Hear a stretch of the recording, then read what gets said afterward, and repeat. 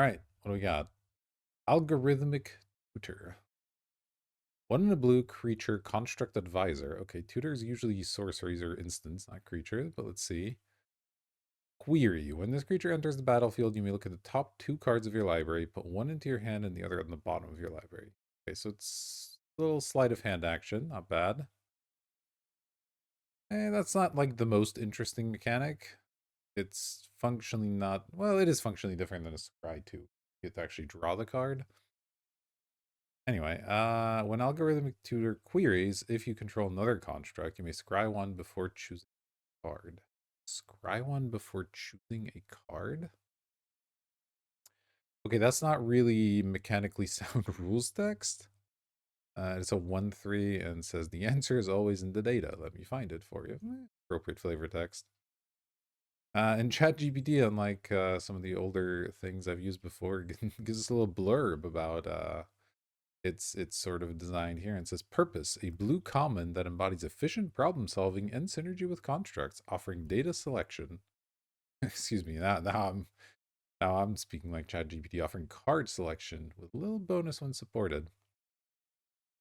All right, so how are we feeling about algorithmic tutor here? Well, as always, we start with design. Is this card well designed? Well, it's not the most interesting, right? It's a 1-3 for 2, which draws a card on ETB. Better than draws a card because you get to choose.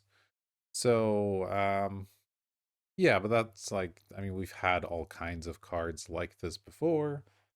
And many years ago, I remember from original Theros, Omen Speaker was a big favorite of mine. Obviously worse, that one only scries, it doesn't draw. But the idea is the same. It's a little body with a bit of a higher toughness that you can use to kind of extend the game and get your card advantage going. And then this one has this like slightly confused rules text about if you control another construct, you may scry one before choosing a card. That is really not right. Like that is not properly written rules text. I'm guessing when it queries, if you control another construct, you may scry one. So I guess the idea is that if you have another construct, when you play this, you would scry one and then do the query mechanic, which is fine, but also like query is a thing that only happens when it ETBs. So having this whole extra thing, I don't know, it just feels sort of over engineered for what is ultimately a minor effect on top of an already good effect, right? Like adding scry one to look at the top two and then put one in your hand, one at the bottom is kind of minimal, and it feels like the payoff isn't really worth it.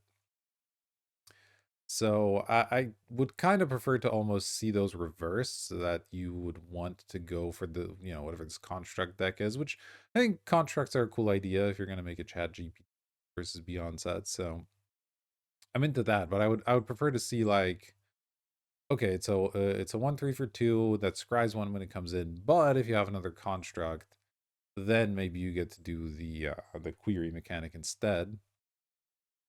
Either instead or on top of. Now that would be cool because then on turn 2 it's not likely to be firing off, which means it's you got to make that decision, like, do I want to play this blocker on turn 2 to stop what my opponent's doing maybe, or and not get the full value, or am I going to wait until a bit later in the game and try to get my card out of algorithmic tutor. So I think if those were flipped and it was written better, that would be a better design. That all said, I mean, I don't hate it, but it's not super inspired. I'm somewhere on a 3. Like I said, a couple of changes and I think it'd be a cool card, but right now it's just not the most interesting, and this whole construct clause doesn't feel really adds a lot. So call it a 3 for just like a reasonably fine thing, but nothing exciting. In terms of balance, and again, I always try to rate these with sort of limited in mind rather than constructed because the power levels are clearly different.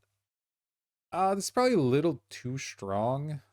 One in a blue for a 1-3 that draws a card with some card selection. Like, Sleight of Hand is a card you would often want to put in your deck in a lot of sets, and that's 1 blue for just that query effect. So you're paying 1 extra mana to get a 1/3 body, which even has a little extra upside with the scrying there, and it's a construct which is presumably a useful creature type in this set. That feels like a little too much. And even in the little blurb, ChatGPT says this is a blue common. I think for a common, that's probably a little too much. Even in modern day limited, I think a 1/3 that does even better than drawing card, like a 1/3 for 2 that replaces itself, would already be very good. I mean, Elvish Visionary and its ilk are extremely playable cards, and they're 1/1s that draw a card. This is a 1/3 that gives you card selection and has a relevant tag. That's too much. That is too much. So I think, especially since it specifically says it's a common, this is like a 2-1 balance. Yeah, this card needs to probably cost at least 1 more mana, and then it's like, oh man, the name's not coming to mind. I'm gonna have to, in the edit, pull it up. There's like, Port Hussar, is that it? There's a Hussar card that's like, from an old, this is from an old set, this is from like original rap or something. It's a 1/3 that then if you like spend mana a certain way, it does this sort of thing. I think that card was 3 mana total. Anyway, the point is it's a little too strong. Let's call it a 2, I think. Now, in terms of flavor, all right, so this is Universes Beyond ChatGPT Algorithmic Tutor. It's a 1/3 that does a query. The query mechanic's somewhat flavorful, right? ChatGPT does queries. A query gets you a card. I think that makes sense. Uh, Again, the tutor being a creature is like sort of weird. It kind of goes against naming convention in Magic. Again, this is something I'll check in the edit, but I don't think there's any tutor creatures so far. So I would like to maybe see a rename, and I'm not entirely sure why the algorithmic tutor cares about me having other constructs. I mean, maybe I can see something there, but it's a little unclear. Still, though, overall, I think the flavor here is pretty on point. So I'm going to call it a 4 out of 5 just for the slightly weird name and the questionable construct synergy. So there you go. Those are my ratings for algorithmic tutor. Let's move on to the next card. All right. Next, we have Endless Context. 2 blue for an enchantment. Whenever you draw a card, you may pay 1. If you do, create a 1/1 colorless construct artifact creature token with query. Oh my god. Flavor text. Did you mean more context? And again, we get a little blurb from ChatGPT here. Purpose: a blue engine that rewards limited decks with extra value from card draw, building an army of assistants for time. Okay, well, this is kind of busted. It's not, I guess, infinite by itself because query doesn't technically draw a card as it's been defined. You look at the top 2 and put 1 in your hand, so you can't just keep paying 1 to keep drawing cards. But boy, whenever you draw a card, you may pay 1 and then draw another card is a powerful line of text, and it creates a 1/1 blocker, so you can kind of extend the board state. So this one's gonna probably be a little strong. But again, let's take a step back and look at our ratings. So we're starting with a design. So we've got an engine card here. Presumably this would be like an uncommon or rare. ChatGPT didn't specify. Maybe in the future I'll ask it to always specify the rarity. That'll be kind of interesting. But whenever you draw a card, you may pay 1, and then you make a little guy. All right, is that good design? I mean, I think if it didn't have the query part, it would be, Goblin Slide was a really fun card in cons. This is sort of similar, obviously. Playing a non-creature spell and drawing a card are slightly different trigger conditions, though. This isn't just drawing extra cards, it's worth noting. This is whenever you draw a card, which means you can literally do this on your draw step every turn. I don't know that I like that. I don't think that's a fun engine, actually, now that I'm thinking about that aspect of it. You want your engine cards to be something that the player has to work towards, right? When I open a pack and I see Endless Context, I want to go, ooh, this is fun. And now, after I first picked it, I want to be picking, divination, creatures that ETB and draw a card, that sort of thing, so that I can sort of fuel the endless context. But this doesn't actually need to be in a deck that draws extra cards. All you have to do is just pay one on your draw step and you get this effect. So it's not really an engine card. I mean, it is an engine card. That's a powerful engine. To get a 1/1 and draw an extra card on your draw step for 1 mana, that's actually a very powerful engine, but it's not the sort of build around you would want out of a limited build around. So I think I have to ding it pretty hard for that. If it said whenever you draw, you know, whenever you draw a card beyond the card in your draw step or outside your draw step, I'm trying to remember the exact phrasing that cards use. Proft's Eidetic Memory is the card that comes to mind that sort of does a similar thing. Obviously, that one cares or puts counters on creatures and doesn't cost you mana, so like it's a little bit different, but the idea is the same. Well, I guess that one's different because that counts the number of cards on your combat step. But surely there's a card in Magic that cares about you drawing cards beyond just, even something like uh, Orcish Bowmasters. Yeah, I guess that would be an example. Though obviously that one's a negative effect for the opponent. You get the idea. The idea is this should not care about your draw step. I think that that's a step too far. And this isn't even just a balance issue. This is a design issue because it takes the card from being something you have to build around in draft to just you put this in your deck. Otherwise, I think the card is interesting. I mean, yeah, synergizing with card draw to then like give you some extra value. Though again, if you're having to pay extra on top of a card draw effect, I would probably want that to give me a little bit more board presence rather than just a 1/1 that then draws even more cards. It's maybe a little bit too much of the same thing, but it could be interesting.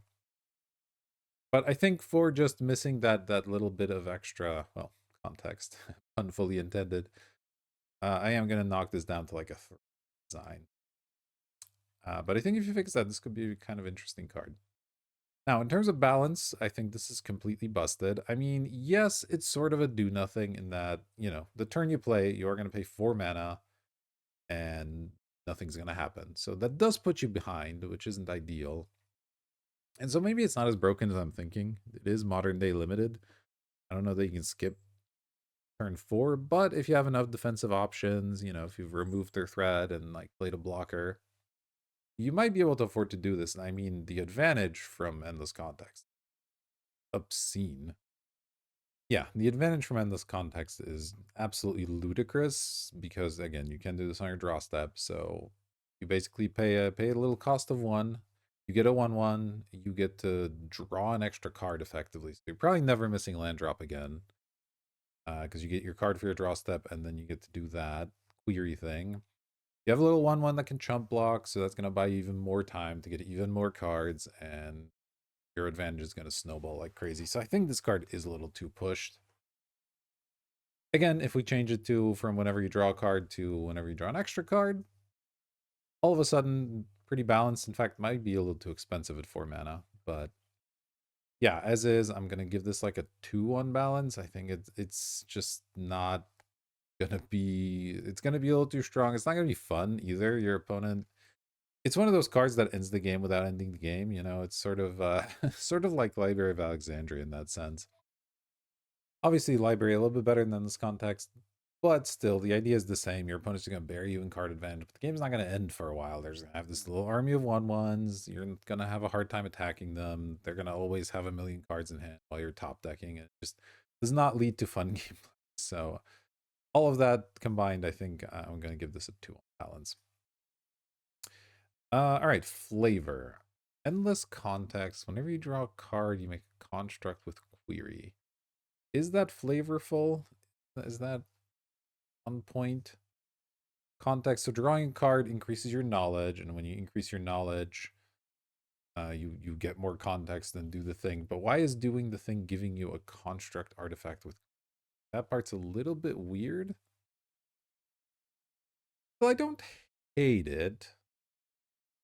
I think it is somewhat appropriate for the set. And I guess the little blurb explains it's building an army of assistants. So I guess whenever you increase your context, you get another assistant. Maybe there could be something here with a mass. Maybe the assistant gets bigger over time. That would be kind of interesting, like a mass construct, and your assistant gets more and more powerful as you draw cards. I think that would be a little more flavorful than just getting more little 1/1s. And it might make the card a little bit more balanced as well, to be honest. So I think changing this to a mass instead of creating a 1/1, that could be fun. That could be fun. Um, yeah, but overall, I don't think the flavor is bad. Drawing cards gives you extra context. Extra context gives you these extra rewards, which is sensible for an AI assistant. So I think I'll give it a 4 on flavor here. I like it. I like it. The flavor text is nice too. Move on to the next one, which is iterative learning. All right, we have 2 green green for a sorcery. Okay. Create a 4/4 green construct creature token with trample. Then, if you cast another spell with the same mana value as this spell this turn, draw a card. Flavor text repetition leads to refinement, refinement, brilliance. Purpose: a green uncommon that plays on refinement and iteration, rewarding smart deck building. Okay, this is a little bit of a weird one. I think ChatGPT perhaps getting a little lost in the sauce here, because I don't hate the idea of if you play 2 cards with the same cost, you get some sort of reward. That could be an interesting mechanic, though it does feel hard to pull off, but you can't put it on a card that costs 4 mana, because that means your payoff happens at 8 mana and your payoff is you draw 1 card. That is not really gonna work here. I think the same card that costs 1 in a green and makes you a 2/2 that maybe still has some ability, trample, vigilance, whatever, and then draws a card. Okay, that I could get behind, but for this version of the card, if you're gonna have a 2 green green make a 4/4, I think this is totally fine as a baseline, right? 2 green green 4/4 with trample is like an acceptable rate. That would be like a sea level common probably in most sets. Obviously, depending on speed and all that, blah blah blah, the construct creature type, but 4/4 trample 4 is pretty reasonable. And then the idea that, hey, if you can play this and another 4 mana spell on 8 mana, that should yield a huge reward, not a card. It should be like draw 3 cards would be reasonable, maybe.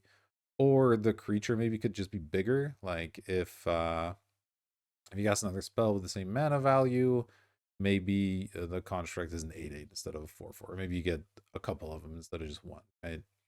Like create one, and then if you cast another spell with the same mana value, create a copy of it. Then yeah, that seems kind of interesting. Draw a card is just not enough of a reward for the level of shenanigans you're gonna have to go through to do this, because it's not just even that it's an 8-drop, right?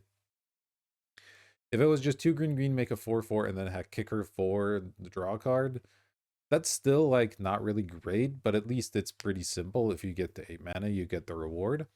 Here you have to get to 8 mana and have this and another 4-drop in your hand. That is really hard to set up. The reward for that needs to be like game-endingly good. So probably my draw 3 cards idea isn't even good enough, or make a copy, maybe make 2 copies. So I end up with 3/4/4s.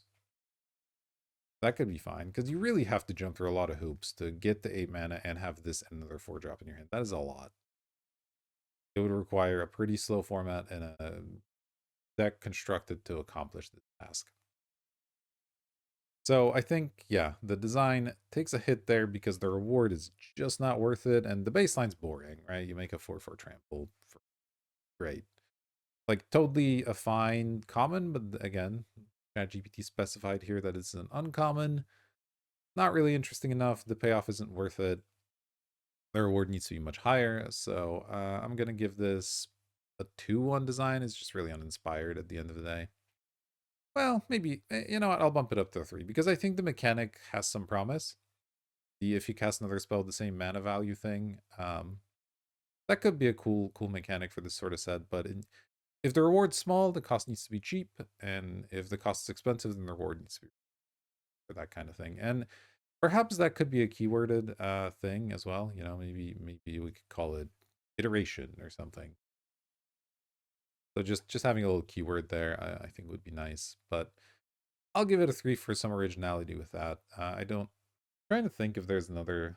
There are definitely similar mechanics. There was the one from the two-headed giant set, whatever it was, where like if you played another spell, you could play this other spell, and it like did a different thing. I'll find it. I'll show you some examples. It's not coming to mind. It's been a while, but there have been similar mechanics. I don't think there's been one exactly like this. So, all right. Yeah, we'll call it a 3 for that.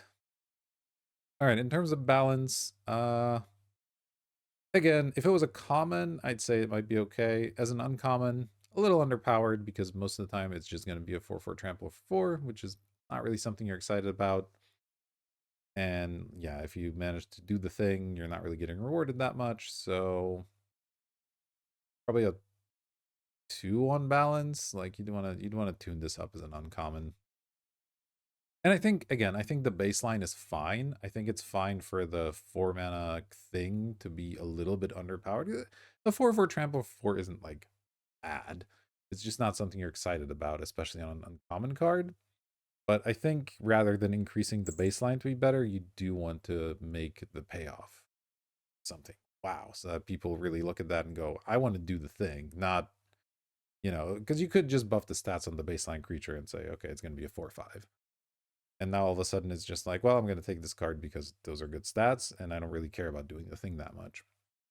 Okay, and last we get to flavor on iterative learning, which addition reads the refinement, the brilliance. I like the flavor text. Again, I'm not entirely sure what's up with the construct token, but I guess I can accept it. It's a green spell. Then the idea is if you do another thing with the same cost, I guess you're learning about it and you get a reward. I actually kind of like the flavor here. It's pretty good. Is it a 5? Maybe. Maybe it's a 5.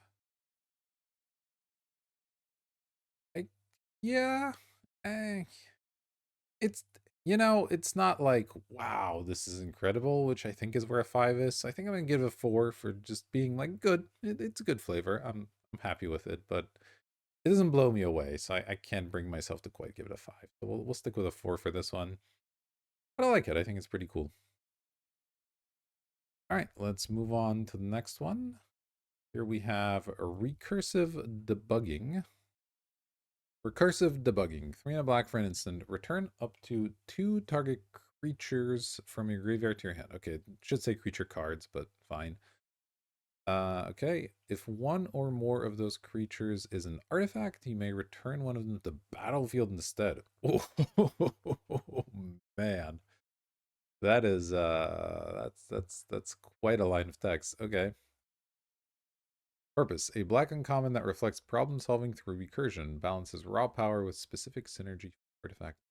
So certainly true. Okay, let's talk about this card. Recursive debugging. How is it on design? So 3 and a black, return 2 creature cards from your graveyard to your hand. Again, I gotta dock some points for saying creatures instead of creature cards. That's just pretty common language on these types of cards. You gotta get it right. Okay, so that's like probably a little slow. Um, by itself, it was just return 2 things for 4 mana. We've seen that effect before, effects similar enough to it, but modern day limited 4 mana for that. You're not really too happy. You have to have some pretty specific things you want, or the format has to be quite slow for that to be good. But then we have this extra line of text that if it's an artifact, you may. And it's interesting, if one or more of those creatures is an artifact, you may return one of them to the battlefield instead. So the thing you return doesn't even have to be the artifact. So you could have just like some artifact stinker and your like mythic bomb. You target the 2 of them and you return the mythic bomb to the battlefield and put the random artifact in your hand. That is both interesting, but also feels off. Even like when I first read this card, it didn't register for me. My natural brain pattern was, okay, I can return an artifact to play and then I get it back to my hand. And so I think I gotta dock some points for just being really counterintuitive. I think a lot of people would assume the card works that way. And yeah, it's a little bit messy the way it is, though it is kind of interesting for gameplay purposes. Could be cool, but I think it's better to stick with the more kind of streamlined return an artifact to the battlefield and return the other one to your hand. So, how do I feel about this design overall? I don't love it because the base case here is just, yeah, sort of bad. So you're not really going to put this in decks that don't have artifact creatures. But then when you do have artifact creatures, all of a sudden it becomes really good. It becomes a zombify with some upside. It even targets up to 2 creatures, so if you just have the one, you can still return it to the battlefield if you want. Yeah, I don't know. Zombify is a pretty good card. This is like better in some ways, worse in some ways, but we're not talking about balance. I guess we're talking about design.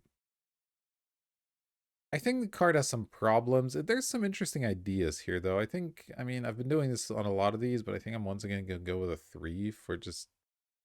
There's something here.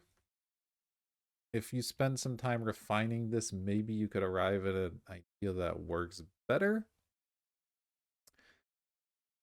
Nothing's immediately striking me as to what that could be, but there is something here that has a kernel of something interesting going on. But as things are, again, I gotta penalize the language, and then I think that second part should just return the artifact to the battlefield. It's a little bit confusing, so gonna keep it at 3 for having an interesting idea, but not executing it super well. In terms of balance, this one might actually not be too bad. I mean, the card as is, again, with the setup I mentioned, where you have your bomb plus just some random artifact and you return the bomb to the battlefield, is pretty good, but you are still having to jump through the extra hoop. And like Zombify is a card that is, in sets and fine. It's a good card. People pick it, but it's not like broken or anything. And this is Zombify where there's some extra setup because you have to have artifacts. So it seems like the set would be pretty artifact heavy. So you gotta have artifacts, but you get the extra upside of then putting another creature into your hand, which is good. But honestly, I think this might just be a 5 on balance.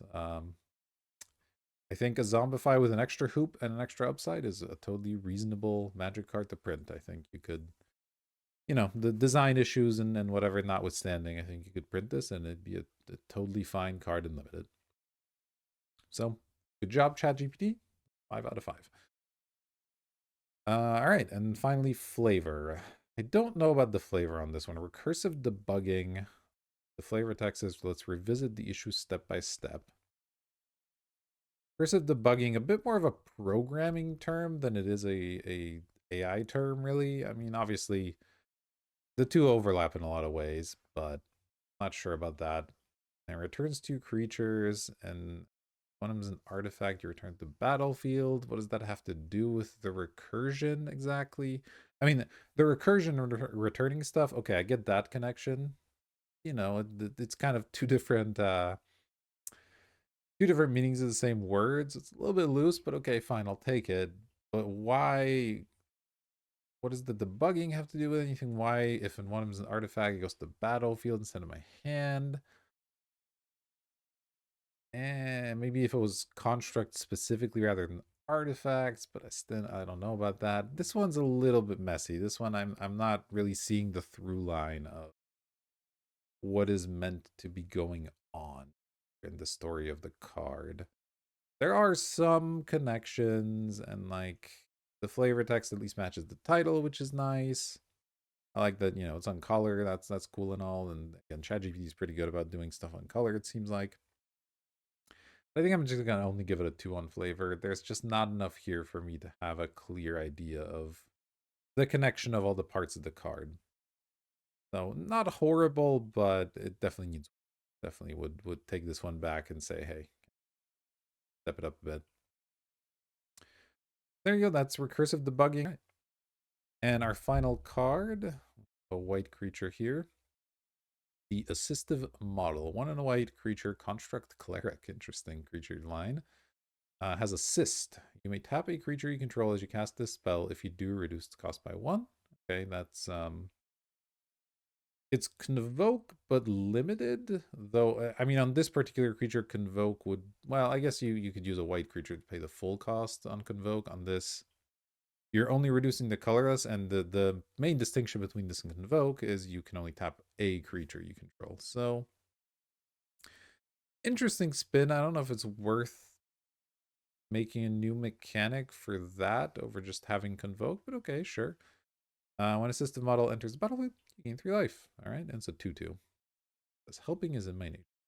Purpose: a white common with a new mechanic, assist, reflecting collaborative problem solving. A cheap, flexible creature that aids both early and late game situations. Well, I don't think this aids really the late game situations all that much. ChatGPT, but sure, okay. Well, this isn't like the most exciting card, so let's get through it here. So in terms of design, we have a bear that gains you life. Not psyched about that. I mean, it has assist, but like it's a 2-drop. Do I really care about reducing it to 1 mana? I mean, it is nice that you may tap a creature, so I guess that is actually good. No, never mind. I'm retracting my statement because you could play on turn 3, for example, you could play a different 2-drop, tap it, and then play this guy. And that is a little bit of tempo. Playing a 2/2 for 1 mana, you know, even if it's not on turn 1, does have some advantages. It gives you life, sure. Uh is it the most interesting design? I mean, a white bear that gains you life is like, eh. And then the fact that it can sort of be tempoed out for a little bit of an aggro angle is kind of cool. I guess the one good thing you could say about this design is that it could go in 2 different decks, in that, you know, if you have a curve out style like white aggro deck, you'd be happy with the assist part. And if you have more of like a white blue control shell, you might be happy with a creature that gives you some life when it EVs. So I do like that it's a flexible card in that sense. Could be interesting in draft where multiple archetypes might be interested. That's kind of fun. Again, it's not the most inspired design. There's nothing here that wows me, but it is a pretty functional common. And yeah, for a common, it's not too complicated. I actually think I'm going to give this a 4. It does introduce this like little extra wrinkle. Assist. It's flexible. It can go into different archetypes. It's another construct. Yeah, like a 4 on design. It's pretty good. In terms of balance, probably just, is it a 5? Is it a 4? Are you happy with this creature at any point? You might not be, but it's a common, so that's kind of okay. I mean, I think in a curve out style deck, it could be good. It is, at the end of the day, like, it gains you some life, but it is a 2/2 vanilla. Like, it has no abilities. I wonder if it could be powered up and be okay. I mean, I don't know what ability you could put on this 2/2 that would make it better without pushing it overboard. Because if you give it like first strike or something, that's too much. But something like vigilance feels like it doesn't really do much on a 2/2 anyway. But those are kind of the white abilities that are coming to mind here. Obviously, you can't give it flying. That would be busted. Yeah, I don't know. It feels like it's lacking something, but it might be just fine. It's not the strongest card. I don't think it's a card people would be snapping up early, but I think it could be a good role player. I think I'm actually going to give it a 5. I don't know. It feels like this could slot into some sets, and again, it would never be going in like the first half of the pack, but I think it would end up in decks. So I think that's a totally fine place to be balance wise. In terms of flavor, I actually like this one. The assistive model gains you life, sure. I mean, obviously the connection between ChatGPT and Magic the Gathering mechanics is never going to be, you know, precise. So the idea that the assistive model gains you life, totally reasonable. The assistive model having assist is cute. I like the flavor text. I think this one is pretty spot on. I'm going to give it a 5 out of 5 in flavor. I like it. And I think this is the only card out of the bunch that I don't even have to, you know, change it all. I think that you could print this as is and it'd be totally fine. Okay, that'll do it for this batch of ChatGPT Universes Beyond, Universes Beyond ChatGPT. ChatGPT presents Universes Beyond ChatGPT. I don't know. Anyway, ChatGPT made some cards for us. We talked about them. I hope you enjoyed it. If you did, consider subscribing to the channel. It really helps me out. I appreciate it. Like the video as well. All the things. You know how to YouTube. I don't have to tell you how to YouTube. Just do it. Leave a comment if there's a different universes beyond you'd like me to talk about next time. That'll do it for this video. Thank you for watching, and I'll see you.